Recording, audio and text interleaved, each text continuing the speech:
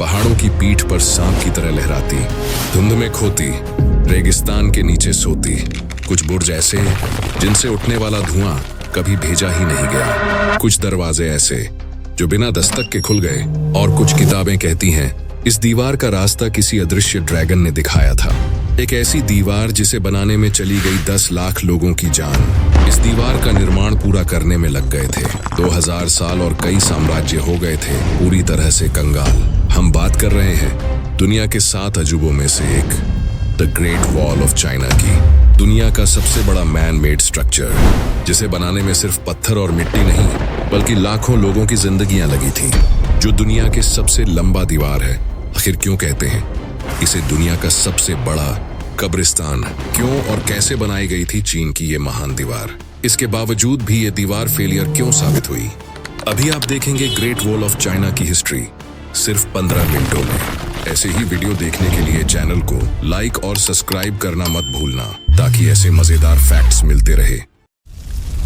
The great wall of China नाम सुनते ही एक विशाल पत्थरों का दीवार की छवि दिमाग में नजर आता है, जो पहाड़ों की चोटियों पर लहराती जाती है। ये दीवार सिर्फ ईंट और पत्थर से नहीं बनी है, बल्कि इसमें छुपे हैं खून, पसीने और हजारों राज। लेकिन ये सिर्फ एक दीवार नहीं, बल्कि 2000 साल पुरानी एक राजाओं की जिद और डर की निशानी है। डर अपने दुश्मनों से और जिद अपनी ताकत साबित करने की। ये दीवार एक सीधी लाइन नहीं है। ये अलग अलग समयों पर बनी दीवारों, किलों, खाइयों, पहरेदार टावरों और दर्रों का विशाल नेटवर्क है, जिनकी कुल लंबाई आधिकारिक सर्वे के मुताबिक लगभग 21,196 किलोमीटर मानी जाती है। यानी अगर आप रोज 30 किलोमीटर चलते रहो तो भी पूरी दीवार घूमने में लगभग 2 साल लग जाएंगे। इस दीवार में कई जगह इसकी ऊंचाई 30 फीट से भी ज्यादा है और चौड़ाई इतनी कि उस पर घोड़ा या छोटी गाड़ी चल सके। ये दीवार पहाड़ों, रेगिस्तानों और जंगलों के बीच से गुजरती है। ऊपर से देखने पर ऐसा लगता है जैसे धरती पर कोई पत्थर की नदी बह रही हो। हर साल दुनिया भर से लाखों लोग इसे देखने आते हैं। ये सिर्फ चीन की पहचान नहीं, बल्कि दुनिया के 7 अजूबों में से एक है। इतनी बड़ी संरचना इंसानों ने अपने हाथों से बनाई, ये बात अपने आप में ही हैरान कर देने वाला है। कहते हैं इसे बनाने में लाखों लोगों ने अपनी जिंदगी गंवा दी। कुछ लोगों ने इसे धरती का सबसे बड़ा हाथों से बना चमत्कार कहा है। इतनी मेहनत, इतनी लंबाई और इतना बड़ा पैमाना, दुनिया में कोई दूसरी दीवार अभी तक इसकी बराबरी नहीं कर पाया। इतने साल पुराना दीवार अभी तक अपनी खूबसूरत और मजबूती के साथ सीना तान के खड़ा है। 1985 में याहू हुई डंग और उसके 2 दोस्तों ने एक सिरे से दूसरे सिरे तक ग्रेट वॉल ऑफ चाइना का सफर पूरा किया था, जिसमें उन्हें काफी मुश्किलों का सामना करना पड़ा था। और ये दीवार पार करने में उन्हें 510 दिन यानी करीब 17 महीने लगे थे। इन तीनों के बाद आज तक कोई इंसान इस दीवार को पार नहीं कर पाया है। ये दीवार चीन के नॉर्थ साइड में बनी है और बर्फीले रेगिस्तान से लेकर येलो रिवर तक जाती है। इसके रास्ते में ऊंचे पहाड़, खड़ी चट्टानें, सूखा रेगिस्तान, बर्फीले इलाके, नदी, तालाब और समंदर, कुदरत की विविध रचनाएं देखी जा सकती हैं, जिनके बीच ये दीवार लहराती हुई नजर आती है। शायद इसलिए चीन के लोग इस दीवार को कोटोन ड्रैगन कहते हैं, यानी पत्थर का एक ड्रैगन जो विदेशी हमलावर से बचाने में उनकी मदद करता है। यहाँ तक कि चीनी लोगों का बड़ा हिस्सा एक कहानी में यकीन करता है कि हजारों साल पहले एक ड्रैगन ने उड़कर इस दीवार का रास्ता तय किया था, जिसका पीछा करते हुए मजदूरों ने इस दीवार को बनाया। दरअसल चीनी मान्यताओं में ड्रैगन को एनर्जी और दिव्य शक्ति का प्रतीक माना जाता है, जो उनकी रक्षा करता है। लेकिन हम कहानियों से दूर वैज्ञानिकों के नजरिए से ये जानने की कोशिश करें कि इस दीवार का निर्माण कब हुआ था और कैसे हुआ था, तो इसके लिए हम इस समय को उल्टी दिशा में घुमाकर चीन के इतिहास में 2000 साल पहले जाना होगा, जब चीन के शांझी प्रांत में रहने वाले लोगों ने खेतीबाड़ी करना शुरू किया था। वो येलो रिवर के पानी से अपने खेत की सिंचाई किया करते थे। उस दौर में चीन के पास मंगोलिया, मंचूरिया और शिनजियांग जैसे साम्राज्य फैले हुए थे। लेकिन उन साम्राज्य में खासकर मंगोलिया के उपजाऊ जमीन नहीं थी, बल्कि वहां हजारों किलोमीटर लंबाई तक रेगिस्तान फैले हुए थे। इसीलिए वहां के लोग पशुपालन पर निर्भर थे। वहीं शांझी प्रांत के लोग व्यवस्थित तरीके से रहते थे, जबकि मंगोलों के कई टूटे बिखरे कबीले थे जो हमेशा शांझी प्रांत में घुसकर लूटपाट मचाते और उनके धन और अन्य सामानों को चुरा ले जाते।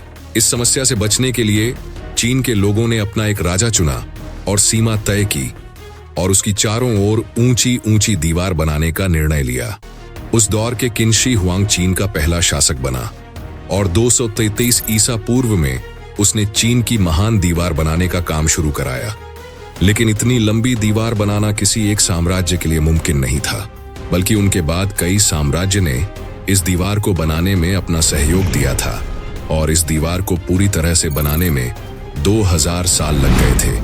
इस दौरान राजाओं ने अपने द्वार के बेस्ट इंजीनियर्स और वास्तुकला के ज्ञानियों को इस दीवार में काम में लगाया और इसे बनाने में 20 लाख से भी ज्यादा मजदूरों ने योगदान दिया था।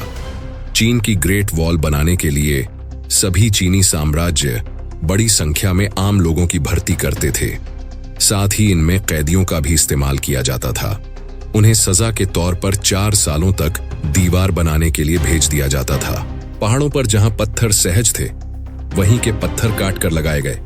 मैदानों और सूखे इलाकों में रैम्ड अर्थ नाम की पुरानी तकनीक लकड़ी के खानों में मिट्टी, छोटे पत्थर और बजरी भरकर डंडों से इतनी दबाई जाती कि वो दीवार जैसा ठोस ढांचा बन जाए। सोचिए, बिना मशीनों के, बस हाथ, कांधे, रस्सियां, लकड़ी की स्लीज और मानव श्रृंखला ईंटें और पत्थर पहाड़ पर चढ़ाए जाते। मौसम बेरहम, कड़क धूप, कपकपाती हवा, बर्फीली रात और फिर भी काम चलता रहा। समय बदला, तरीके बदले। खासकर मिंग राजवंश के दौर में ईंटों का इस्तेमाल ज्यादा हुआ। ईंटें एक सी माप में बराबर पंक्तियों में ऊपर नीचे जोड़कर लगाई जाती ताकि ताकत बराबर फैले। चूना और रेत का मसाला तो था ही, कुछ जगहों पर चावल की लई चावल के स्टार्च को भी मिलाया गया, जिससे मसाला पानी ज्यादा सह सके और दरारें कम पड़े। ये वैज्ञानिकों ने नमूनों की जांच में कई हिस्सों में पाया गया है। तभी तो कई मिंगकालीन हिस्से आज भी हैरानी से खड़े दिखते हैं। लेकिन दीवार सिर्फ ईंट पत्थर नहीं, इंसानों की सांसों से बनी है। मजदूर, सैनिक, कैदी और स्थानीय लोग, हजारों लाखों हाथों ने इसे थामा। कोई योजना बनाता, कोई नक्शा खींचता, कोई पहाड़ पर चरखी घुमाता, कोई ईंट पकाता, कोई पहरा देता। कठिनाइयां बहुत थीं। रोज का खाना पानी, चोट, बीमारी, सब कुछ सहन करना पड़ता। अब आप ग्रेट वॉल ऑफ चाइना को देखोगे तो इसका कुछ हिस्सा सूखे रेगिस्तान में फैला दिखेगा, जो कुछ हिस्सा इतनी ऊंची और शकरी पहाड़ियों पर भी दिखेगा जहां चढ़ पाना भी नामुमकिन सा लगता है। और इन पहाड़ियों के आसपास घने जंगल फैले हुए हैं। ऐसे में उस दौर में ग्रेट वॉल बनाने वाले मजदूरों ने काफी कष्ट सहा था। कहा जाता है कि 2000 सालों तक लगातार इस दीवार का काम करना इतनी तेजी से किया गया कि मजदूरों को सालों तक अपने घर जाने का मौका नहीं मिलता था। वो दिन के 16 से 18 घंटे काम करते थे।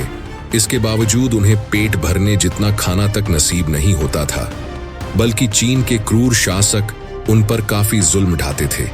इन मजदूरों को कपकपाती ठंड में दीवार के आसपास ही सोना पड़ता, जिससे कई मजदूरों की बीमारी से जान चली गई, कई मजदूरों की भूख से तो कई मजदूर दीवार बनाते समय पास की खाई में गिर गए। लेकिन दीवार का काम इतनी तेजी से चलता था कि उन मजदूरों को दफनाने के लिए पास के गांव या शहर तक भी नहीं ले जाया जाता, जबकि उन्हें दीवार के पास ही गड्ढा खोदकर दफना दिया जाता था। कहा जाता है कि the great wall of China बनाने में करीब 10 लाख मजदूरों की जान गई थी, जिनके शव आज भी इस दीवार के पास या इनके नीचे दफन है। इसीलिए चीन की इस महान दीवार को दुनिया का सबसे बड़ा कब्रिस्तान माना जाता है और कुछ चीनी लोग तो इसे श्रापित भी मानते हैं। इसका एक और कारण ये है कि इस दीवार को बनाने के दौरान चीन के कई राजा और उनके साम्राज्य कंगाल हो चुके थे। अब सवाल आता है कि हजारों साल पहले जब सीमेंट का आविष्कार नहीं हुआ था, तब इतनी मजबूत दीवार कैसे खड़ी की गई थी? तो ग्रेट वॉल ऑफ चाइना को बनाने के लिए ईंटों का इस्तेमाल किया गया था। मिट्टी से ईंटें बनाकर उन्हें घंटों तक भट्टी में पकाया जाता था, जिससे वो मजबूत हो जाएं। लेकिन इन ईंटों का आकार आज की ईंटों से 4 गुना बड़ा था। दीवार खड़ी करने से पहले ग्रेनाइट पत्थरों से नींव भरी जाती थी। वहीं इसके बाहरी हिस्से में चीनी मिट्टी लगाई जाती थी, जिससे कोई घुसपैठी इन दीवारों पर आसानी से चढ़ ना पाए। दीवारों को चिपकाने के लिए चूने और चावल के पानी का इस्तेमाल किया जाता था। ग्रेट वॉल बनाने में करीब 500 बिलियन ईंटों का इस्तेमाल हुआ था। इसी से आप ये अंदाजा लगा सकते हैं कि कितने करोड़ टन चूने और चावल के पिट का इस्तेमाल इन्हें जोड़ने में हुआ होगा। बात करें ग्रेट वॉल ऑफ चाइना को इस तरह डिजाइन किया गया था। इस महान दीवार की ऊंचाई 23 फीट है और चौड़ाई 21 फीट है। वहीं कुछ जगहों पर इसकी ऊंचाई 9 फीट है तो कुछ जगहों पर 35 फीट तक भी जाती है। इस दीवार को बनाने का सीधा लक्ष्य राज्य की सुविधा का था, इसलिए इसकी चौड़ाई इतनी रखी गई थी कि जरूरत पड़ने पर एक साथ 10 पैदल सैनिक या 5 घुड़सवार सैनिक इस पर दौड़ सकें और जहां से दुश्मन घुसपैठ करने की कोशिश कर रहा हो वहां पहुंच सके। साथ ही दीवार की दोनों तरफ रेलिंग भी बनाई गई है ताकि सैनिक नीचे ना गिरे और दुश्मन के हमलों से उनका बचाव भी हो। इस दीवार में जगह जगह पर होल्स भी बने हुए हैं। कहा जाता है कि इनमें से कुछ होल्स में तोप फिट की गई थी जो दुश्मनों के ऊपर गोले बरसाती थी, तो कुछ होल्स से चीन सैनिक तीर बरसाते थे।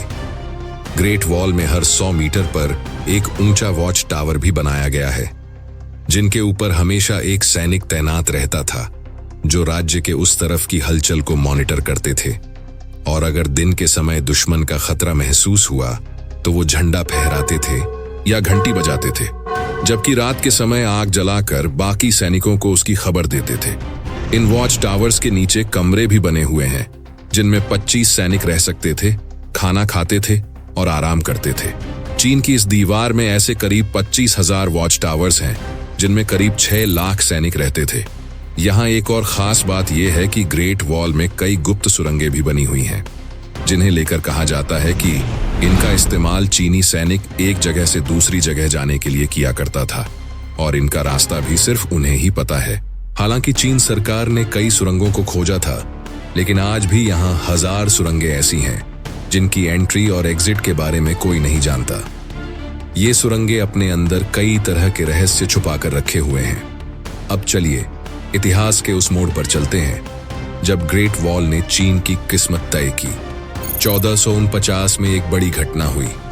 इसे तुमू संकट कहा गया। मिंग सम्राट मंगोलों के हाथों कैद हो गए। इस हार के बाद चीन ने दीवार को और मजबूत बनाना शुरू किया। जनरल चिजिगुआंग ने नई रणनीति बनाई, टावरों की दूरी सुधारी, सैनिकों की ट्रेनिंग बढ़ाई और हर जगह चौकसी रखी। फिर आया साल 1550। मंगोल नेता अल्तान खान सीधे बीजिंग तक पहुंच गया। यह साबित हुआ कि दीवार मजबूत थी, लेकिन पूरी तरह अजेय नहीं। इसे हमेशा सैनिकों और संसाधनों की जरूरत थी। आखिर में आया साल 1644। मिंग साम्राज्य अंदर से कमजोर हो गया था। किसान विद्रोही ली जिशेंग ने बीजिंग पर कब्जा कर लिया। इसी समय उत्तर पूर्व से मंचू सेना बढ़ रही थी। शानहाइगुआन नाम की जगह पर, जहां दीवार समुद्र से मिलती है, मिंग सेनापति वू सानगुई ने दीवार का दरवाजा मंचुओं के लिए खोल दिया। दीवार टूटी नहीं, उसे खोला गया। राजनीति ने पत्थरों से ज्यादा ताकत दिखाई और इसके बाद काइंग वंश ने चीन की सत्ता संभाल ली। इतनी हार के बाद इसी कारण से the great wall of China को फेलियर प्रोजेक्ट भी माना जाता है। अब जरा दीवार की बनावट को महसूस करते हैं, क्योंकि ये सिर्फ ऊंचाई या लंबाई की कहानी नहीं, बल्कि शानदार इंजीनियरिंग का उदाहरण है। जहां पहाड़ थे वहां पत्थर के बड़े बड़े ब्लॉक लगाए गए। मैदानी और रेगिस्तानी इलाकों में मिट्टी को बार बार ठोककर सख्त किया गया और शहरों के पास ईंटों से दीवारें बनी। यही कारण है कि कुछ हिस्से आज भी मजबूत और चमकदार हैं, जबकि कुछ जगहें वक्त के साथ मिट्टी के टीले बन चुकी हैं। दीवार के ऊपर पानी निकासी के लिए नालियां बनाई गईं, बारिश का पानी जमा करने की टंकियां थीं और सैनिकों के लिए छोटे छोटे कमरे भी। हर चीज सोच समझकर बनाई गई थी। निगरानी टावरों की दूरी इलाके के अनुसार रखी गई, कहीं हर कुछ 100 मीटर पर तो कहीं कई किलोमीटर दूर। इस तरह ये दीवार एक आंखों का जाल बन गई थी जो सीमाओं पर हर हलचल पर नजर रखती थी। आज ग्रेट वॉल ऑफ चाइना एक पर्यटन स्थल है। लाखों लोग हर साल इसे देखने आते हैं। इसकी ऊंचाई पर खड़े होकर तस्वीरें खिंचवाते हैं, लेकिन बहुत कम लोग जानते हैं कि जिस दीवार पर वे मुस्कुरा रहे होते हैं उसके नीचे कितनी अनकही कहानियां दबी हैं। हर पत्थर शायद किसी मजदूर की आखिरी सांस का गवाह है। चीन की महान दीवार अब सिर्फ सुरक्षा की निशानी नहीं रही, ये इंसान की जिद, उसके डर और उसके हौसले की भी कहानी है। एक तरफ ये बताती है कि इंसान चाहे तो असंभव को संभव कर सकता है, लेकिन दूसरी तरफ ये भी याद दिलाती है कि हर महान निर्माण के पीछे कोई ना कोई दर्द जरूर छिपा होता है। समय के साथ इस दीवार ने युद्ध देखे, साम्राज्य गिरते देखे, राजा बदलते देखे, और अब वो चुपचाप खड़ी है जैसे इतिहास की कोई लंबी सांस। आज भी जब हवा इसकी दरारों से होकर गुजरती है तो ऐसा लगता है जैसे उन मजदूरों की आवाजें अब भी गूंजती हों। हमने दीवार तो बना दी, लेकिन अब दीवार हमारे बीच खड़ी है। तो अगली बार जब आप ग्रेट वॉल ऑफ चाइना की तस्वीर देखें तो उसे सिर्फ एक अजूबा मत समझिए, उसे एक सबक की तरह देखिए कि कोई भी दीवार चाहे कितनी बड़ी क्यों ना हो, समय और इंसानियत उससे हमेशा ऊंची रहती है। और शायद यही वजह है कि आज भी दुनिया इस दीवार को देखती नहीं, महसूस करती है।